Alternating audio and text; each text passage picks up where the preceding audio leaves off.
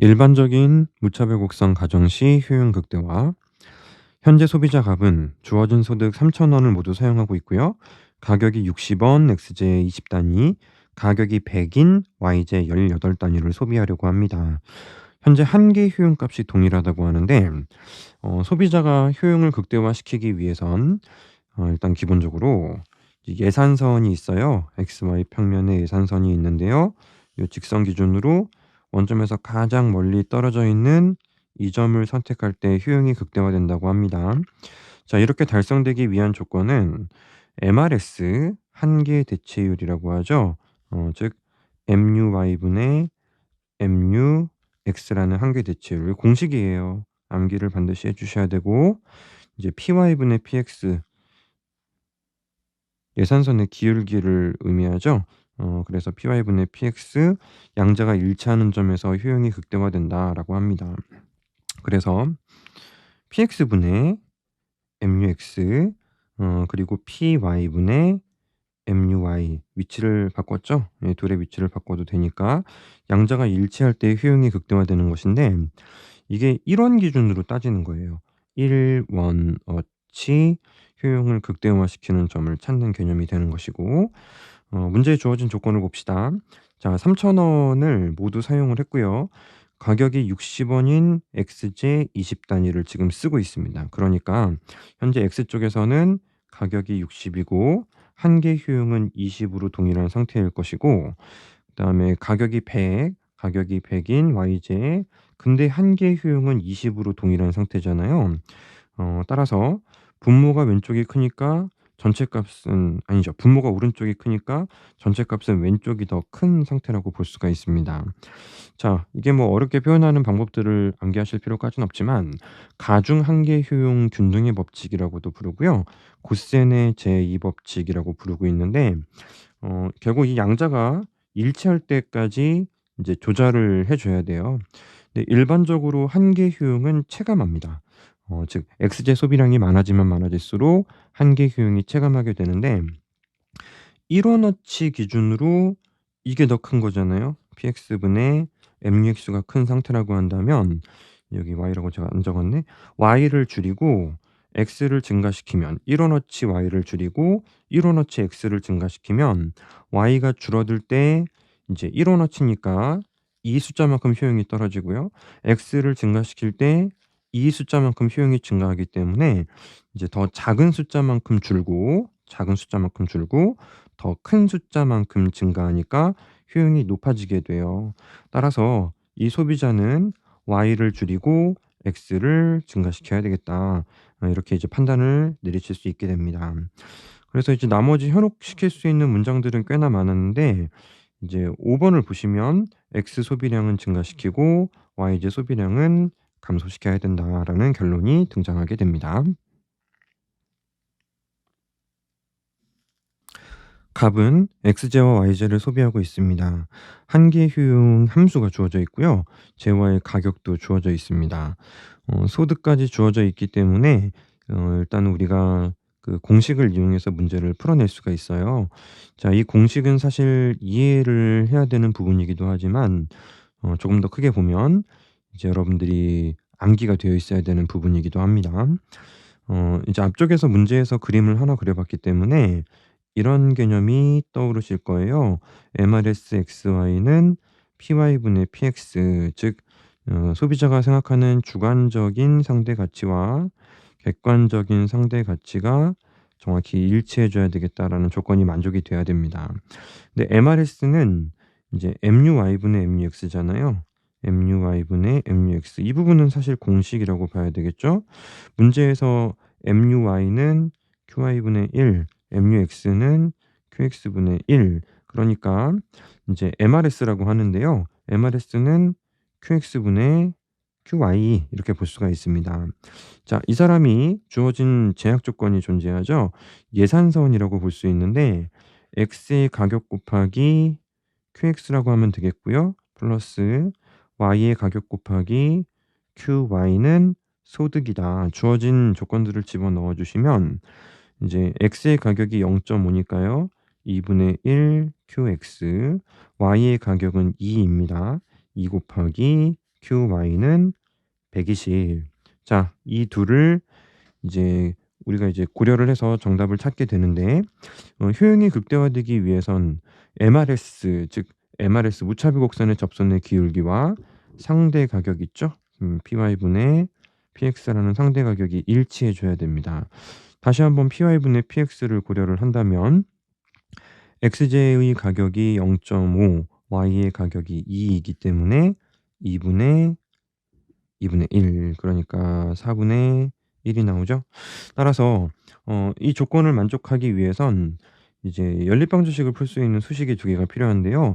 소비자의 효용 극대화 조건은 요거 이제 정리를 하시면 QX 이퀄 4QY 이렇게 정리를 하실 수 있게 되겠죠.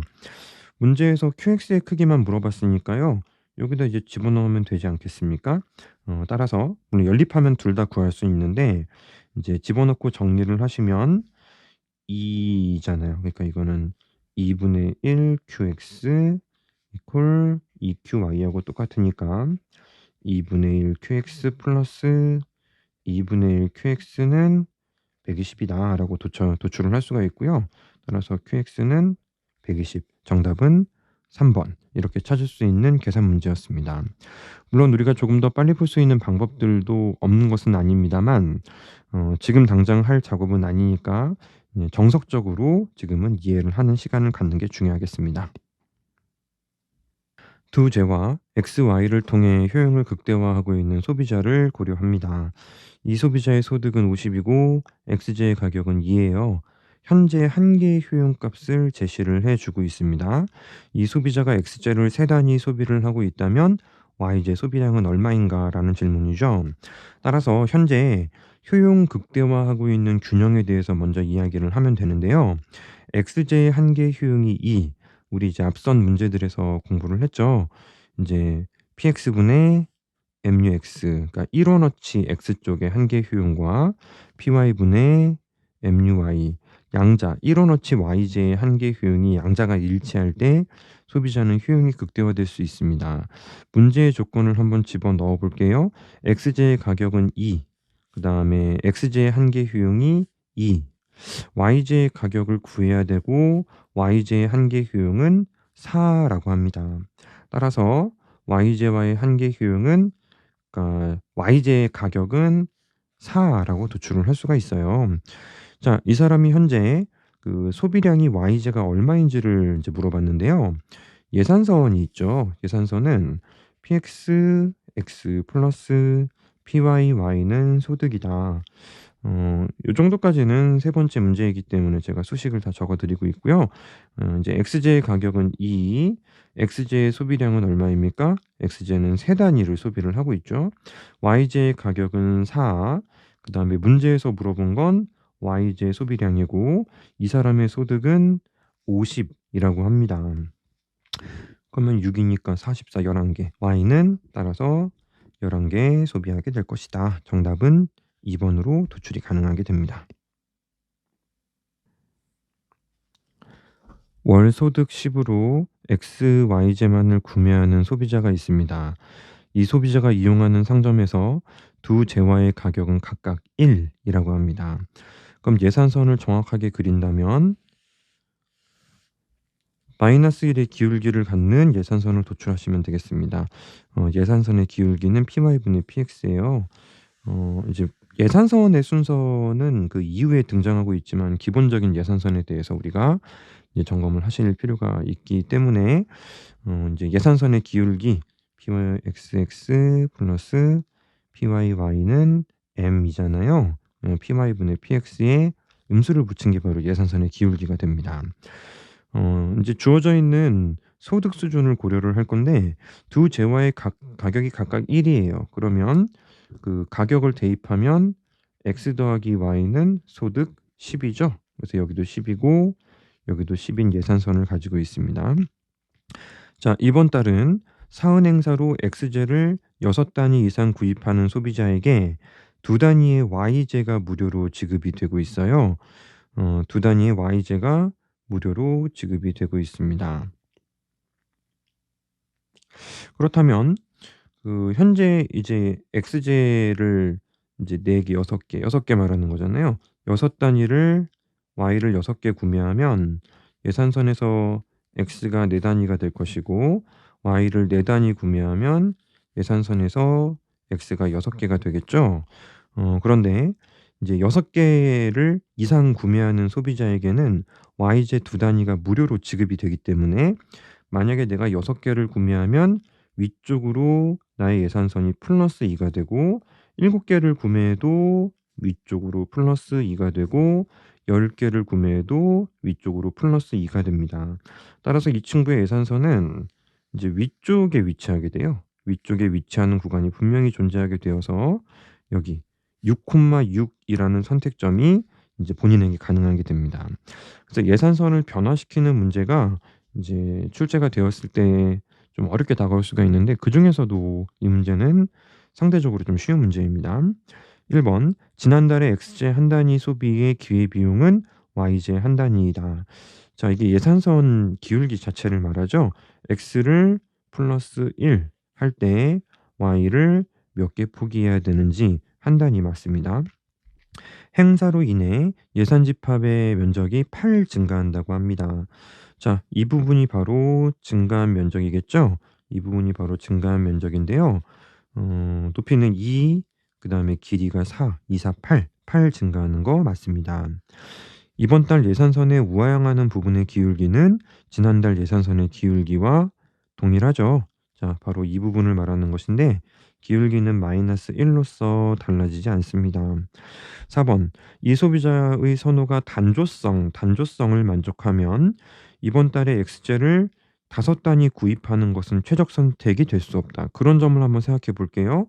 X를 5개 구매한다는 것은 바로 이러한 5,5라는 점을 선택하게 된다라는 것인데, 벌써 6,6이 선택이 가능하다면 그걸 선택하는 건 별로죠. 예, 여기서 이제 단조성은 우리가 이제 공부할 때 강단조성이라고 불렀던 부분이고요. 이제 단조성이 만족된다면 오른쪽 위로 갈 수 있는 부분이 존재할 때 안쪽을 선택할 이유가 없으므로, 따라서 이것도 정확히 맞습니다. 이 소비자의 효용함수가 X 곱하기 Y라고 합니다. 자, 조금 더 우리가 감각이 생기면 이 X 곱하기 Y라는 형태의 무차별 곡선이 45도 선 기준으로 위쪽 영역과 아래쪽 영역에서 완전히 똑같이 반대, 모양만 반대라고 봐야 되겠죠. 예, 직각쌍곡선이라는 형태를 우리가 나중에는 조금 더 감각적으로 아실 수가 있게 될 텐데, 직각쌍곡선이기 때문에 여기서 이제 접선의 기울기 있죠. 45도 선의 접선의 기울기가 마이너스 1이에요.